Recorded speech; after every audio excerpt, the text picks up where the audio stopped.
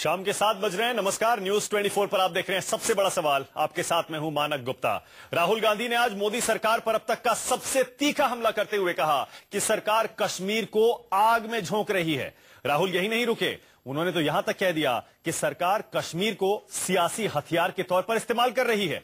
जो कश्मीर हिंदुस्तान की ताकत हुआ करता था, उसे देश की कमजोरी बना रही है। इधर हुर्रियत नेताओं पर कसते शिकंजे के बीच सरकार का दावा बरकरार है कि उसने कश्मीर का स्थायी हल निकालने के लिए, पक्का हल निकालने के लिए पूरा ब्लूप्रिंट तैयार कर लिया है।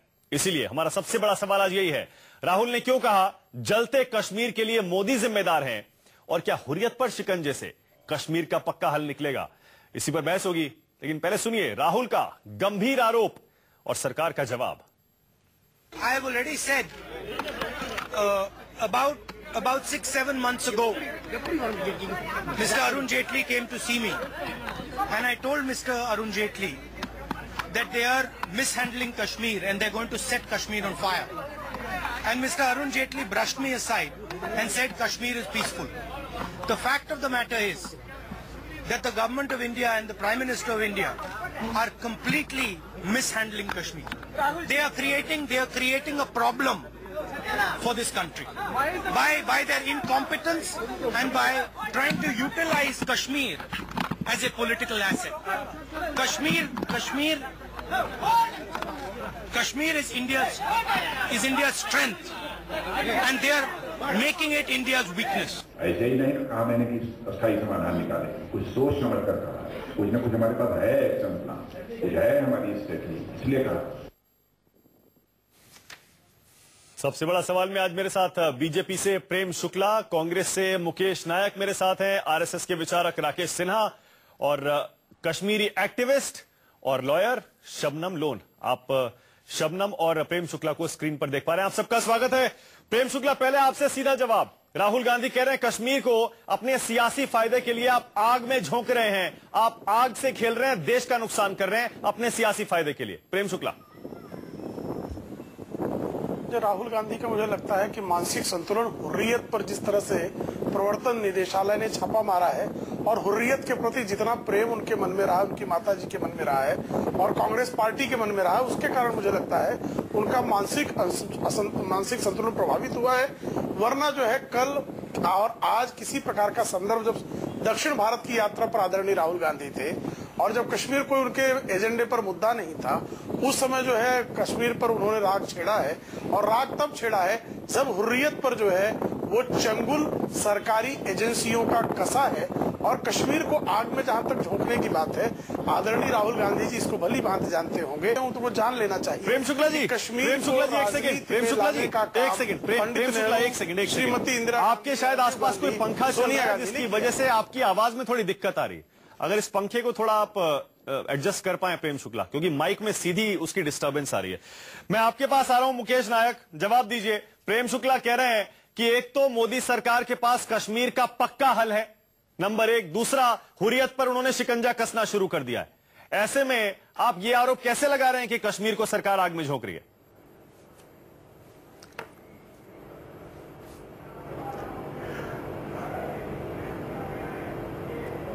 देखिए, हुर्रियत के प्रति कांग्रेस की इतिहास साक्षी है। कभी भी हुर्रियत के प्रति कांग्रेस का कोई सॉफ्ट कॉर्नर नहीं रहा। बीजेपी और पीडीपी का जो कॉमन मिनिमम प्रोग्राम है, उसमें राष्ट्रीय अध्यक्ष के इनके बीजेपी के हस्ताक्षर है और उसमें लिखा है कि कश्मीर समस्या के निराकरण के लिए जो अलगाववादी हैं वो स्टेट होल्डर है, इसलिए उनको बातचीत में भी शामिल किया जाएगा। धारा 370 खत्म नहीं होगी, ये इनके कॉमन मिनिमम प्रोग्राम का हिस्सा है। तो कंट्राडिक्शंस कांग्रेस में नहीं है, बीजेपी में कंट्राडिक्शन और अंतर विरोध है। सिन्हा साहब यहाँ बैठे हैं, सिन्हा साहब को मैं बहुत प्रबुद्ध व्यक्ति मानता हूँ। नहीं, पहले आप मुझे ये बताइए मुकेश नायक, सरकार कश्मीर को आग में कैसे झोंक रही? सरकार ने ऐसा क्या कर दिया, ऐसा क्या किया सरकार ने? मुकेश नायक, पहले ये बताइए ऐसा क्या किया सरकार ने जिससे आपको ये लगता है कि कश्मीर को आग में झोंका जा रहा है? इसी पर बोल रहा हूं मैं। वो समझ रहे हैं ये कश्मीर को संभाल नहीं पा रहे हैं। पीडीपी और बीजेपी का जो समझौता है ये ऐतिहासिक भूल है और इतिहास में ये लिखी जाएगी और समझी जाएगी, जानी जाएगी। आज कश्मीर में जो हालत है वो गवाह है कि कश्मीर इनके नियंत्रण में नहीं है। कश्मीर में अच्छा शासन नहीं चला रहा है, ये कोई अनुशासन नहीं है, जनता पर इनकी कोई पकड़ नहीं है, ये सामाजिक राजनीतिक समाधान नहीं ढूंढ पा रहे हैं, ये इनकी कनेक्टिविटी नहीं है, इनके एमएलए घरों से बाहर नहीं निकल पा रहे हैं, जनता के बीच में नहीं जा पा रहे, सरकार से जनता का कोई सरोकार नहीं है, कोई संवाद नहीं है, गली गली में पाकिस्तान के झंडे फहराए जा रहे हैं, कोई निकल नहीं सकता, पूरी भीड़ उस पर पत्थर फेंकती है। पहले 25 सालों में ऐसा कभी हुआ है क्या? अब प्रेम शुक्ला आप जवाब दीजिए। आप देख लीजिए, आरोप सीधा है, कश्मीर में कुछ भी ठीक नहीं हो रहा है और सरकार को पता ही नहीं है क्या हो रहा है। नहीं, बहुत अच्छा झूठ बोला, नहीं बहुत अच्छा झूठ बोल रहे हैं मुकेश नायक। कह रहे 25 वर्षों में कश्मीर में ऐसा नहीं हुआ। 25 वर्षों में कश्मीर में ऐसी स्थिति राजीव गांधी के जमाने में थी कि वहां के मुख्यमंत्री भागकर लंदन बस गए थे, जो कालांतर में राहुल गांधी के गठबंधन के सहयोगी बने उमर अब्दुल्ला, उनके अब्बा जान थे फारूक अब्दुल्ला। और किस तरह से बहुत ऐतिहासिक भूल थी कि 1947 में जब अन्य रियासतों में विलय को लेकर जो है किसी प्रकार की शर्त नहीं रखी गई थी, पंडित जवाहरलाल नेहरू नाम के व्यक्ति ने कश्मीर को के लिए स्पेशली शर्त रखकर धारा 3 जिसका ड्राफ्ट लिखने लाकर जो है कश्मीर की समस्या को गहन बनाने का जिस व्यक्ति ने कार्य किया, राजीव गांधी, जिन्होंने वहां क्रिकेट मैच के दौरान हिंदुस्तान के झंडे जलाए गए और उसको जो है उससे उस सत्य से इंकार किया, जिनके कारण बेनजीर भुट्टो की मैत्री के चलते कश्मीर में आग लगाने के लिए आतंकवादियों को खुला निमंत्रण दिया। और श्रीमती सोनिया गांधी के कार्यकाल में जब हुर्रियत के लोग पहले आते थे बातचीत करने के लिए, पाकिस्तान से वार्ता की टेबल जब भी सजी तो सबसे पहले हुर्रियत को उस पर जिमाया गया। तो ये सारे अपराध इनके हैं। इन अपराधों को छिपाने के लिए जब एक स्थायी समाधान की दिशा में कार्य हो रहा है, कौन सा स्थायी समाधान? प्रेम शुक्ला थोड़ा हमें भी समझाइए, हमें भी दिखाइए वो स्थायी समाधान किस तरफ जा रहा है। सिर्फ हुर्रियत पर शिकंजा कसने से स्थायी समाधान निकल जाएगा? की प्रक्रिया स्थायी समाधान की प्रक्रिया प्रारंभ है, अभी आपको बता देंगे आप। और मुकेश नायक जी पाकिस्तान में सप्लाई कराएंगे। कांग्रेस में सलमान खुर्शीद और मणिशंकर अय्यर हुर्रियत वालों से क्यों मिलने दौड़े चले जाते हैं? पाकिस्तान में मोदी जी की सरकार को जो है वो गिराने के लिए पाकिस्तान की मदद मांगने चले जाते हैं। तो स्थायी समाधान एक हमारा संकल्प है, उसकी प्रक्रिया प्रारंभ है। हुर्रियत जैसे अलगाववादी तत्वों को ठीक करना, उनको जो है घुटनों पर ले आना, ये इस सरकार की प्रक्रिया का एक हिस्सा है। हुर्रियत पर जैसे ही शिकंजा कसा है, उसके बाद राहुल गांधी क्यों स्यापा कर रहे हैं, एक बड़ा सवाल है ना। मुकेश नायक जवाब देना चाह रहे हैं आपका कि राहुल गांधी को हुर्रियत की रेड के बाद अचानक मोदी सरकार पर हमला करने का ये क्यों मौका मिला?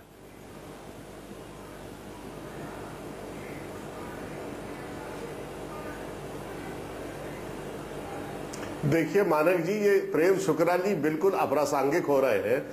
ये अभी 6 महीने पहले सामना में क्या बीजेपी के बारे में लिख रहे थे पूरा देश जानता है। इनकी क्या विश्वसनीयता, ये मुझसे कह रहे हैं, झूठ बोल रहा हूँ। बीजेपी इन्हें ना भाषा की समझ है, इतने बड़े अखबार के ये सामना के संपादक रहे हैं, इन्हें यही पता नहीं है कि नेशनल टेलीविजन पर कैसी भाषा बोलना चाहिए। कौन सी भाषा गलत है? आप क्या लिख रहे थे पूरा देश जानता है, और आप क्या बोल रहे थे पूरा देश जानता है। आप नालायक की तरह अभी क्यों इंटरप्शन कर रहे हो? आप नालायक नहीं, नालायक की भाषा। जब मैंने आपकी बात सुनी है, नालायक की भाषा, जब मैंने आपकी बात सुनी है, आप मेरी बात सुनिए। निजी टीका टिप्पणी से बचते हैं, मुद्दे पर रहते हैं, क्योंकि ये मुद्दा ऐसा है सर, ये मुद्दा ऐसा है, इसमें थोड़ी गंभीरता से हम मुद्दे पर रहे तो ज्यादा अच्छा है। आपको झेलनी पड़ेगी। मुकेश नायक, प्रेम शुक्ला पहले कौन सी पार्टी में थे छोड़ दीजिए। मुकेश नायक मुद्दे पे आ जाइए। मुकेश, मैं बहुत गंभीर बात कर रहा हूँ, मुद्दे की बात कर रहा हूँ, इनके पास जवाब नहीं है, इसलिए ये तड़पड़ा रहे हैं। मुकेश नायक, संदेश नहीं, मैं विचारों की बात कर रहा हूँ, पार्टी की बात नहीं कर रहा हूँ मानक जी। मैं विचारों की बात कर रहा हूँ, पार्टी की बात नहीं कर रहा हूँ जी। विचारों की बात कर रहा हूँ। धारा 370 नहीं, बिल्कुल नहीं। हुर्रियत से हमारी कोई सहानुभूति नहीं है। हुर्रियत से कांग्रेस ने अनेक वर्षों तक संघर्ष किया है, पूरा देश जानता है। के लिए टेबल मनमोहन सिंह ने नहीं सजाए थे, क्या मैं गलत बात कर रहा हूँ? अरे आप कभी यार, प्रेम शुक्ला जी, नहीं बताइए ना। आप कभी पार्षद तक रहे नहीं हो, आपका स्तर नहीं है मुझसे बातचीत करने का। मैं अनेक बार से जनप्रतिनिधि हूँ। अच्छा, आपका स्तर बहुत बड़ा है। आपका अरे मुकेश जी, आपका स्तर है। मुकेश जी, मुकेश जी, मुकेश जी नहीं, मुकेश जी, अरे मुकेश जी आप तो इतने, अरे मुकेश जी आप तो इतने अच्छे आदमी हैं। मुकेश जी आप तो इतनी इज्जत के साथ बात करते हैं। मुकेश जी आपको क्या हो गया? किस तरह की बात? अरे मुकेश जी आज आपको क्या हो गया? मुकेश नायक, अरे मुकेश नायक जी कांग्रेस के सारे बल्कि इंडियन टेलीविजन पर जितने भी पैनलिस्ट डिबेट्स में आते हैं, मुकेश नायक आप उनमें सबसे ज्यादा रिस्पेक्टेड हैं, क्योंकि आप बहुत सबसे स्तरीय, आप बहुत मर्यादा के अंदर बहुत संयम से बात करते हैं। मुकेश नायक आज मुकेश जी क्या हो गया आपको? आज आप प्रेम शुक्ला पर निजी हमले कर रहे हैं। जवाब नहीं भाई साहब। मुकेश जी क्या हो गया आज? ये मुझे नालायक बोल रहे हैं मानव जी। लाजवाब।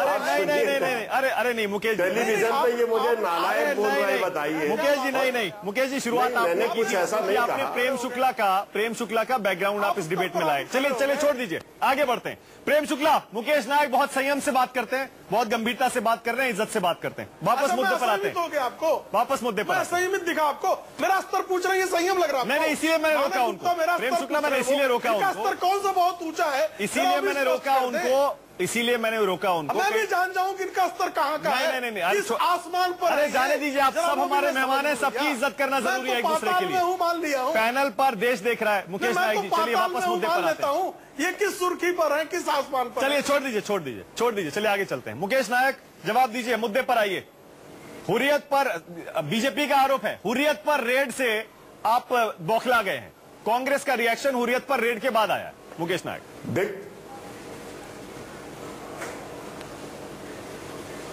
नहीं, बिल्कुल नहीं मानक जी, ये संयोग है। कोई कांग्रेस के रेड से कांग्रेस का कोई हमारा बौखलाने का संबंध नहीं है। रेड अच्छी हुई है, इनको पकड़ा जाना चाहिए। जितने राष्ट्र विरोधी लोग हैं भारत में, चाहे हुर्रियत के हों, चाहे किसी राजनीतिक दल के हों, किसी विचार के हों, उनको हमारे देश की राजनीति में, हमारे देश में कोई स्थान नहीं होना चाहिए। आपकी सरकार ने क्यों नहीं पकड़ा था हुर्रियत वालों को? किसी भी राजनीतिक दल को, किसी भी नेता को आपकी सरकार ने क्यों नहीं पकड़ा था? सहानुभूति, उनके प्रति अच्छा दृष्टिकोण रखना चाहिए।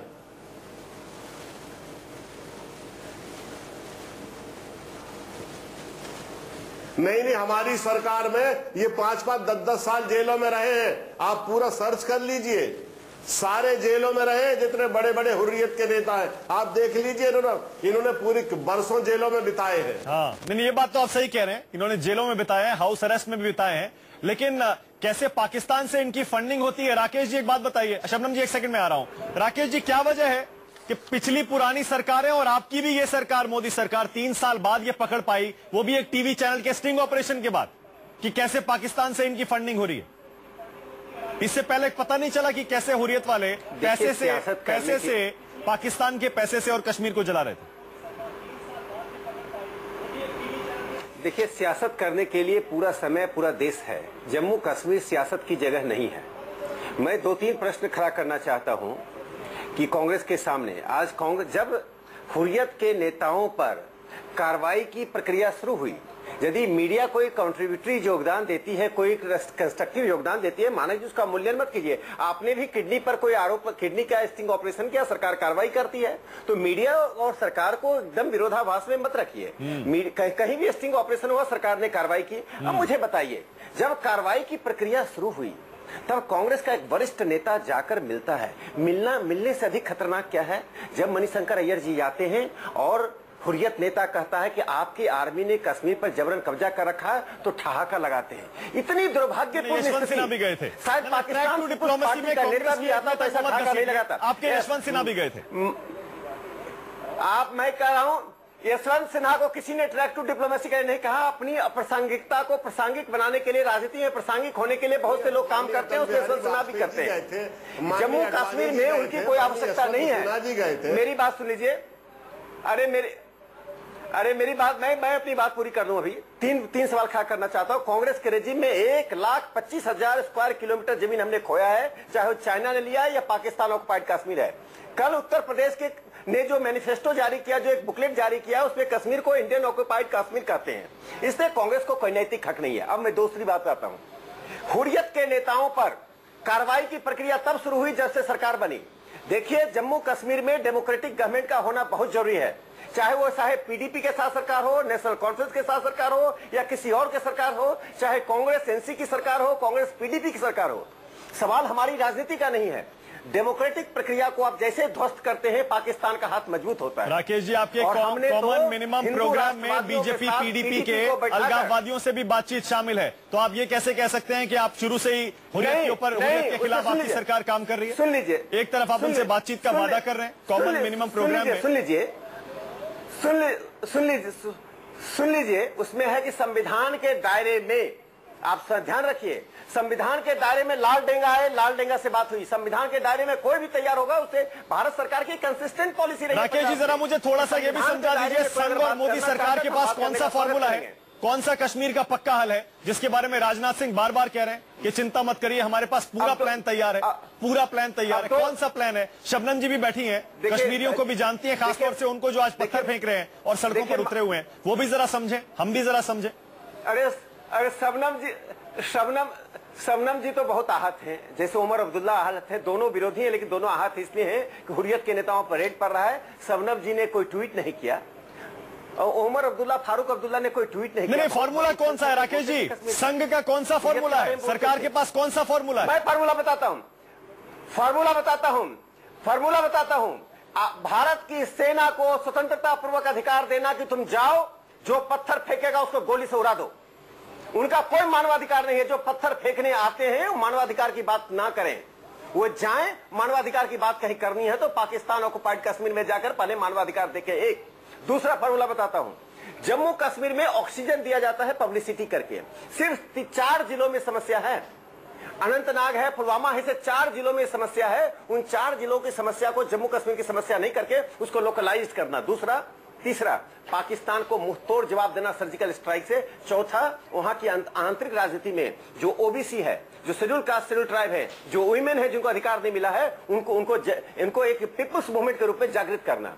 जैसे ही पीपुल्स मूवमेंट आएगा, ये जो लोग बैठे हुए हैं 40 साल से, जो कुछ 5-10 परिवार जम्मू कश्मीर की राजनीति कर रहा है, घाटी की राजनीति शबनम जी मुस्कुरा रही हैं आपके इस फॉर्मूले पर। इन 10 परिवारों को जमीन पर ले आना। मुस्कुरा रही हैं। अरे शबनम जी क्या मुस्कुराएंगे? शबनम जी को प्रति बड़ी सहानुभूति है, क्योंकि हुर्रियत के नेताओं पर रेड पड़ रहा है, और हुर्रियत के नेताओं के तार कहां जुड़े हुए हैं, 10 जनपद से लेकर शबनम जी तक। शबनम जी, आपका जवाब। सरकार और आरएसएस ने पूरा प्लान बना लिया है कैसे कश्मीर को संभालना है। शबनम जी,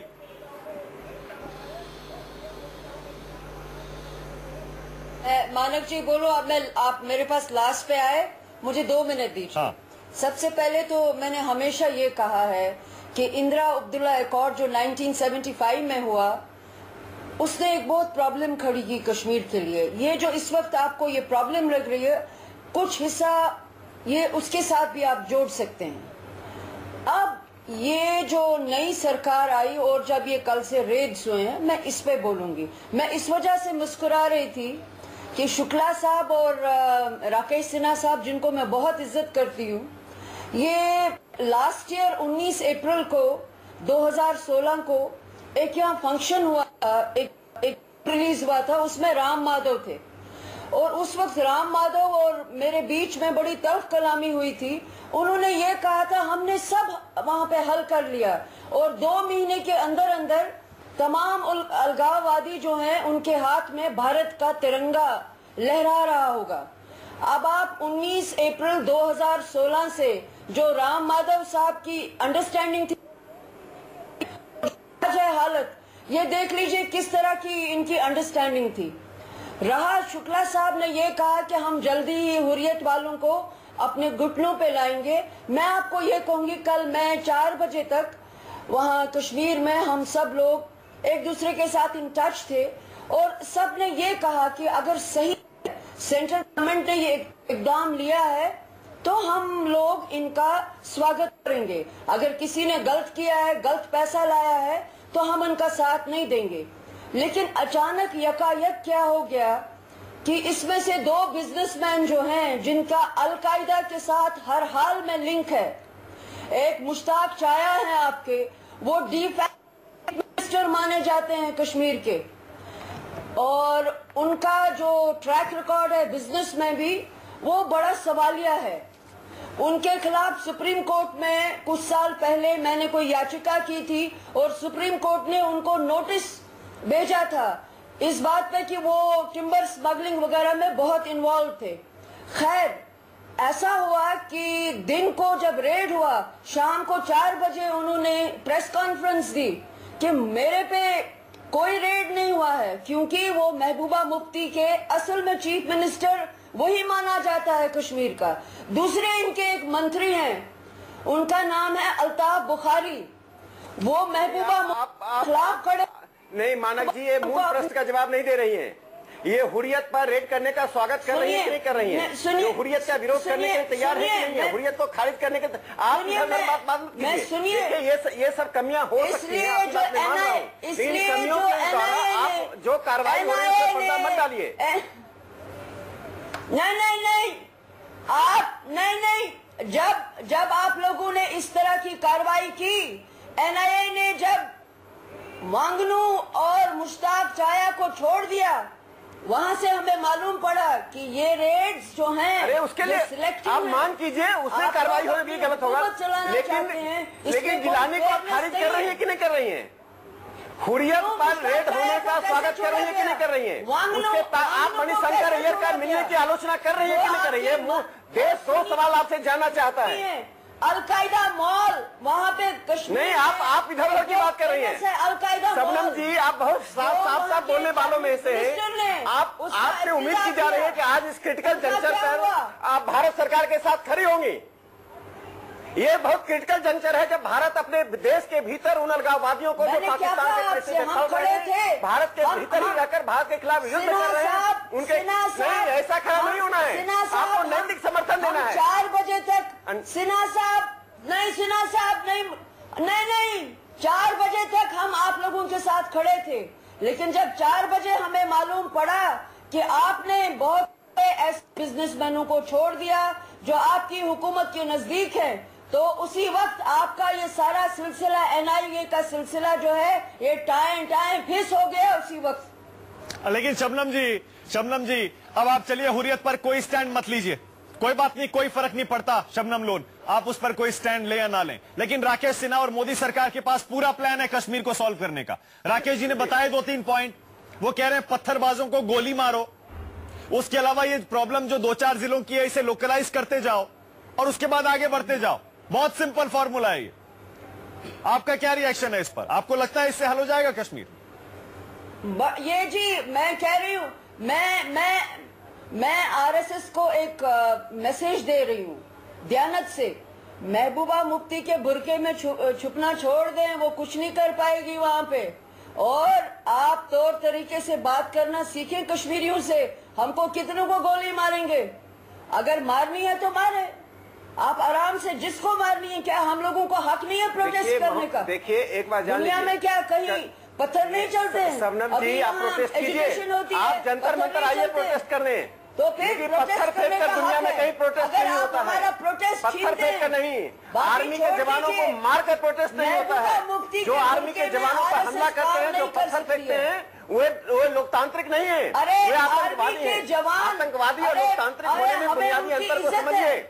हमें उनकी इज्जत है। अरे भारत की सेना पर सवाल मत कीजिए। आर्मी जवान की इज्जत है। दुख में बाढ़ हो, तूफान हो, आग लग जाए, आर्मी याद आती है। के लिए अपनी जान बाद में वो पत्थर खाने के लिए बने। देखिए, आप तो आज क्रिकेट खेल रहे थे, आप पाकिस्तान और शबनम जी, कश्मीर की समस्या के जड़ में क्या है? ऐसा आपके लिए इस्लामिक रेडिकलाइजेशन है।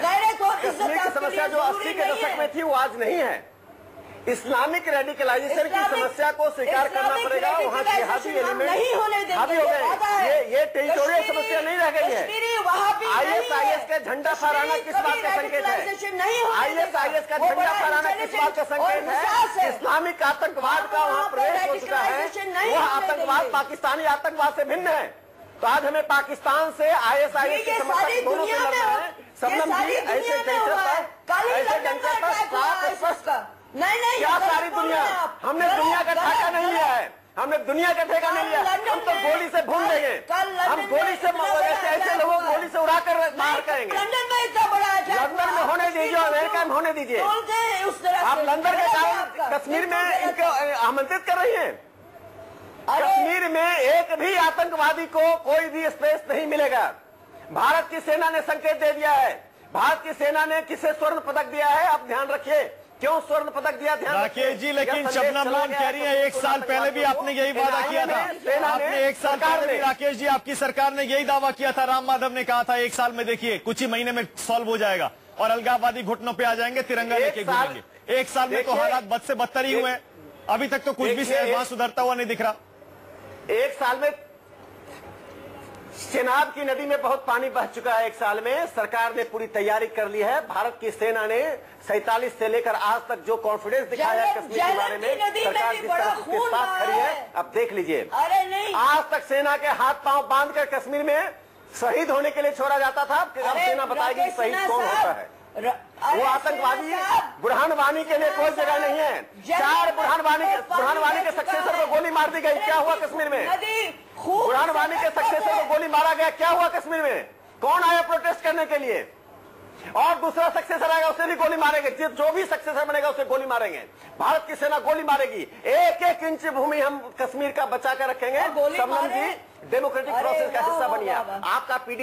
आपका पीडीपी से डिफरेंसेज है, मैं मानता हूं। पीडीपी कोई बहुत राष्ट्रवादी पार्टी नहीं, मैं मानता हूं उसमें अनेक ऐसे ताकतें हैं जिसकी सिंपैथी है, लेकिन कश्मीर की कॉम्प्लेक्सिटी को देखते यह एक कंपल्सन है जिस कंपल्सन को स्वीकार करना चाहिए। आज कांग्रेस और पीडीपी की भी सरकार बनती, हम उसका विरोध नहीं करते, क्योंकि डेमोक्रेटिक प्रोसेस का होना बहुत जरूरी है। हाँ, बिल्कुल ठीक है। अब मुकेश नायक, आइडियोलॉजिकल एम्बेरसमेंट ठीक है राकेश जी, नहीं है जहां पर राष्ट्र का स्थान है। राष्ट्र हमेशा बड़ा होता है आइडियोलॉजी से, ऑर्गेनाइजेशन से, व्यक्तिगत हितों से। हाँ ठीक है राकेश जी, आपने बहुत क्लैरिटी से आपने बता दिया कि सरकार के पास और संघ के पास फॉर्मूला क्या है कश्मीर को सुलझाने का। एक सेकंड शबनम जी, एक सेकंड मुकेश नायक, एक सेकंड मुकेश जी के पास जा रहा मानक जी। हाँ शबनम जी, एक सेकंड आ रहा हूं आपके पास लौट के। मुकेश नायक, अब सरकार और संघ की तरफ से, अभी प्रेम शुक्ला के पास भी जाना है मुझे। मुकेश नायक बहुत क्लियर है, सुन लिया आपने सेना के हाथ बांधे हुए थे, आप कश्मीर की समस्या को समझ भी नहीं पाए थे। इस सरकार ने समस्या भी समझ ली है, सेना को फ्री हैंड भी दे दिया है और पूरा ब्लूप्रिंट तैयार हो गया है, और इसीलिए आप बौखला गए हैं कि ये सरकार कश्मीर को सुलझा लेगी। इसीलिए उल जलूल आरोप लगा रहे हैं आप कि आग में झोंक दिया।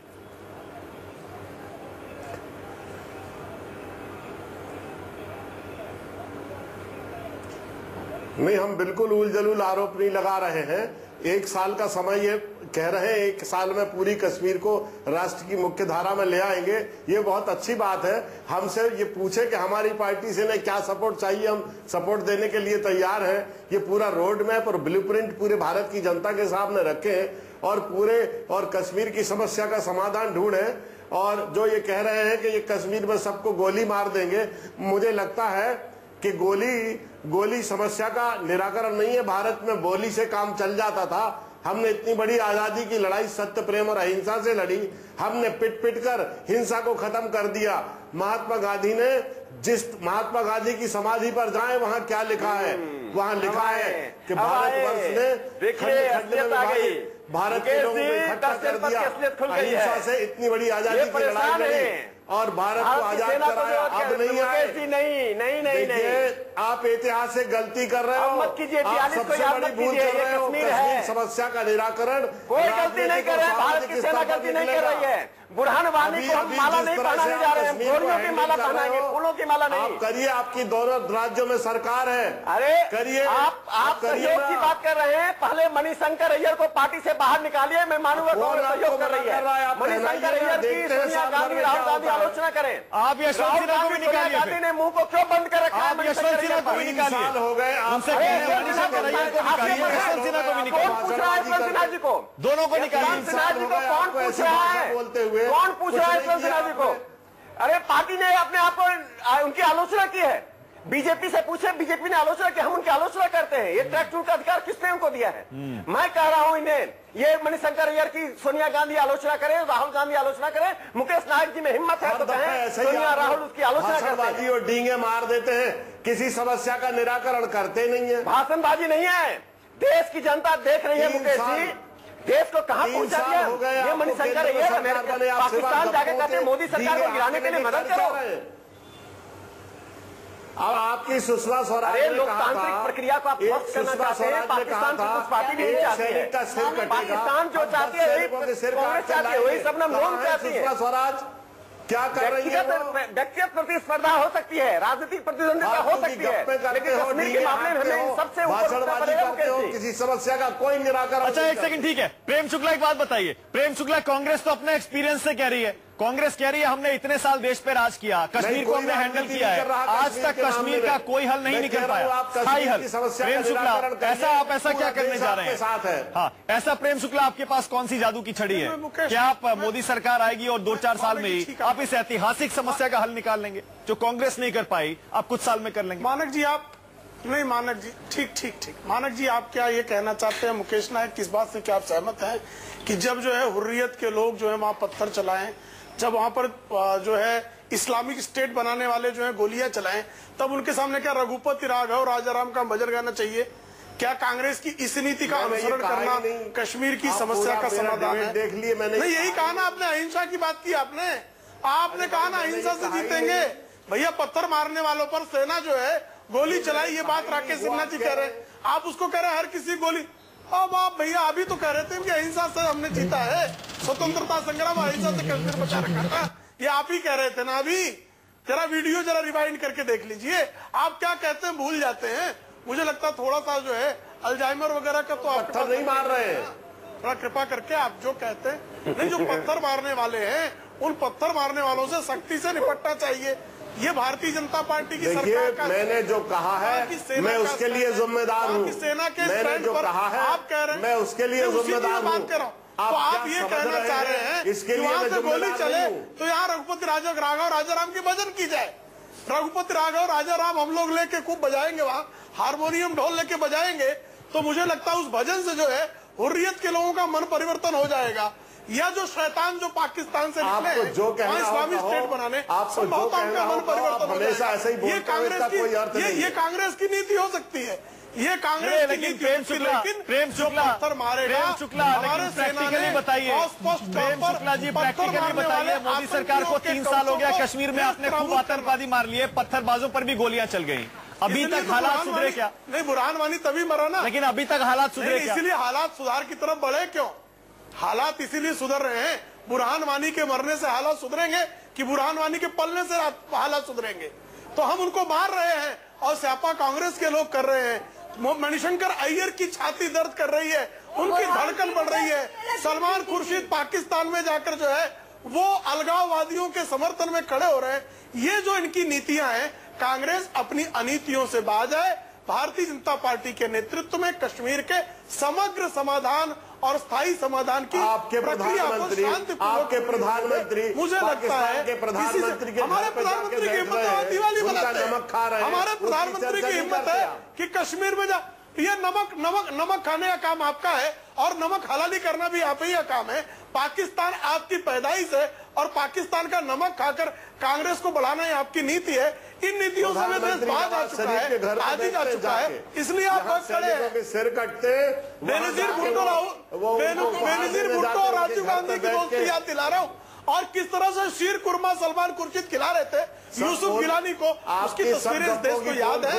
हम तो उनकी छाती पर चढ़ते भी हैं और उनसे बात भी करते हैं। उनकी छाती का 56 इंच का सीना हमारे पास है, यहाँ तो जो है गोली चल जाएगी और गीली हो जाएगी पैंट। ऐसे लोग हैं खड़े। हमने मोदी जी के लिए नहीं कहा था, आप तो सुनने बिना कुछ भी चिल्ला सकते हैं। नहीं कह रहा हूँ, हमने नहीं कहा था, मिसकोट कर रहे हैं, मिसकोट कर रहे हैं। मोदी जी हमने कभी नहीं कहा, कब कहा, कैसे कहा, कहाँ कहा, आप मिसकोट कर रहे हैं। हमने कभी नहीं कहा। हम आपकी तरह थूक कर चाटने वाली बिरादरी से नहीं आते। थूक कर चाटना ये कांग्रेसी संस्कृति हो सकती है। लिखा भी थूक कर चाटना कांग्रेसी संस्कृति, जल्दी भूल गए। थूक कर चाटना कांग्रेसी संस्कृति है। अच्छा चलिए चाटना कांग्रेसी संस्कृति है। प्रेम शुक्ला हमारे पैनल पर एक महिला भी हैं, प्रेम शुक्ला, और मुकेश नायक सीनियर नेता भी हैं। मैं बस थोड़ा सा, जैसे मैं उनसे कह रहा था उसी तरह आपसे भी रिक्वेस्ट कर रहा हूँ। देश देख रहा है, थोड़ा सा मर्यादा के अंदर रहकर संयम से बात करेंगे, एक दूसरे को इज्जत देंगे। अच्छा मर्यादा में ही कह रहा हूँ भैया। चलिए नहीं, अमर्यादित शब्द क्या है मुझे कृपया बताइए। थूक कर चाटना का ये जो मुहावरा है ये अश्लील लग रहा है? नहीं, चलिए ठीक है, संसदीय लग रहा है। चलिए ठीक है, चलिए ठीक है, आगे बढ़ते हैं। आप जो कह रहे हैं प्रेम शुक्ला, आप कह रहे हैं आपके पास पूरा फॉर्मूला है। शबनम लोन आपके और राकेश जी के इस सारे फॉर्मूले पर हंस रही है। वो कह रही है आप पता नहीं कौन सी मुंगेरी लाल के सपने देख रहे हैं। शबनम, आपको नहीं लगता कि ये सरकार ने या संघ ने जो अब फॉर्मूला अपनाया है अब से पहले किसी भी सरकार ने, हिंदुस्तान की सरकार ने, फॉर्मूला अपनाया था क्या? आपको नहीं लगता ये एक नई राह पकड़ी है केंद्र सरकार ने और उनके अंडर इस फौज ने, जिससे थोड़ी बहुत प्रोग्रेस होती हुई दिख रही है? आपको लग रहा है और बिगड़ रहे हैं हालात? शबनम,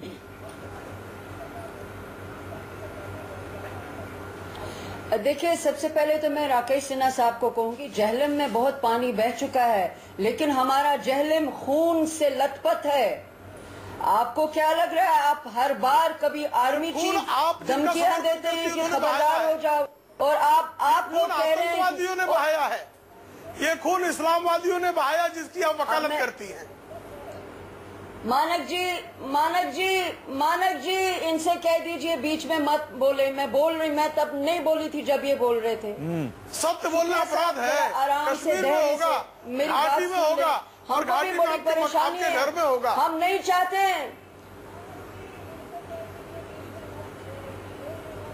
महिलाओं से जो है असत्य की अपेक्षा, इसीलिए तो आप लोग हमें अपने नहीं ना लगते हैं।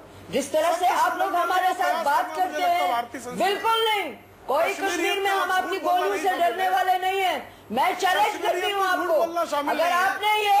अगर आपने अच्छा, हम कश्मीरी, इंसानियत में शैतानों का साथ देना शामिल नहीं है। इंसान है कश्मीरी इंसान है, लेकिन पाकिस्तान जी, मैं आपको एक बात कहूंगी और सही और सदाकत से कहूंगी।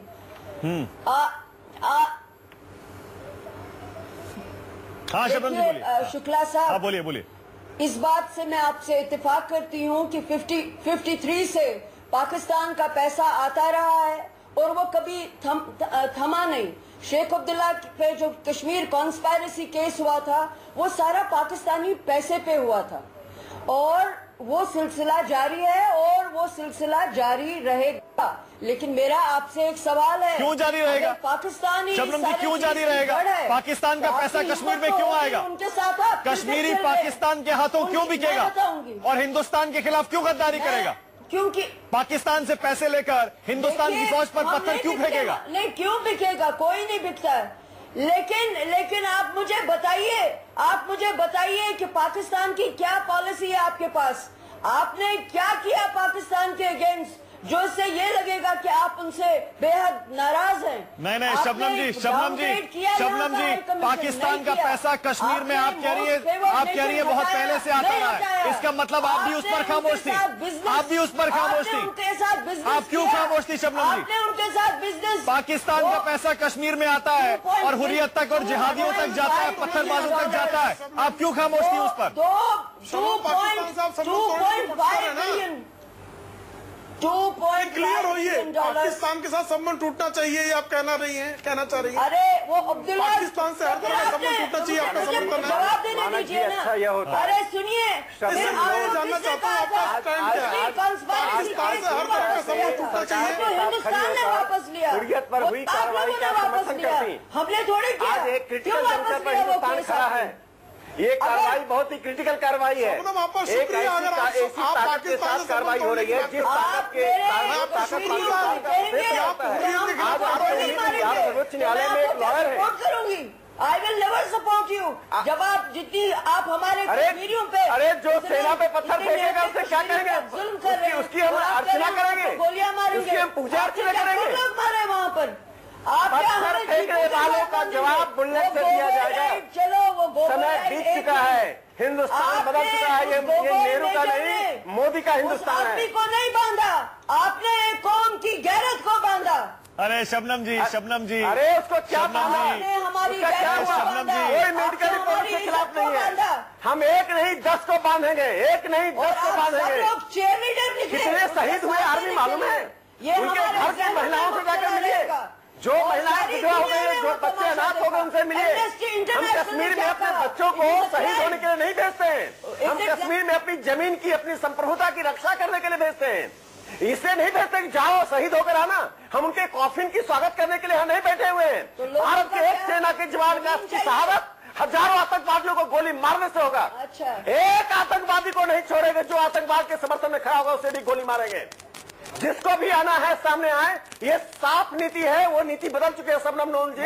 आप तो सर्वोच्च न्यायालय में लॉयर हैं, आप भारत सरकार के अंतर्गत है, आपको ऐसे समय में भारत सरकार के साथ खड़ा होना चाहिए। तो जंग करें। कितने आर्मी के जवान मरे हैं, कितने पुलिस वाले मरे हैं, इसका हिसाब है क्या आपको मालूम है? कश्मीरी पंडित निर्वासित जीवन जी रहे, इसका दर्द नहीं है, वो उन आतंकवादियों का दर्द है, वो दर्द तो है ही नहीं, वो तो आपके मुंह से निकलेगा नहीं कश्मीरी पंडितों का। पर एक ब्यूरोक्रेटिक स्टेटमेंट होगा, हम उसको बताना चाहते हैं, बता दीजिए। इस्लामिक रेडिकल के बीच में वो कश्मीरी वापस आएंगे, उनके हिवान के फिर के आएंगे।